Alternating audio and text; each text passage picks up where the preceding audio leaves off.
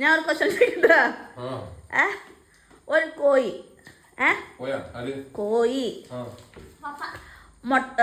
പിന്നെ മുട്ടയിടും. അപ്പൊ ഈ കേരള ബോർഡും കർണാടക ബോർഡും 2 ബോർഡുണ്ട്. അതിൽ കോഴി കേരള ബോർഡ്.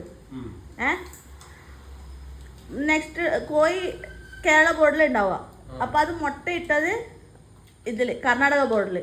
അപ്പൊ മുട്ട ആർക്ക് ചേരും? ആറിന്റെ മുട്ട?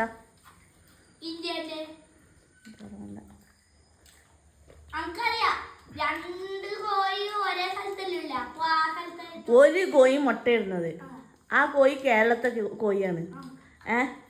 ആ കോഴി മുട്ട ഇട്ടു. മുട്ട കർണാടകയ്ക്ക് പോയി. അപ്പൊ ആ മുട്ട ആരുടെ?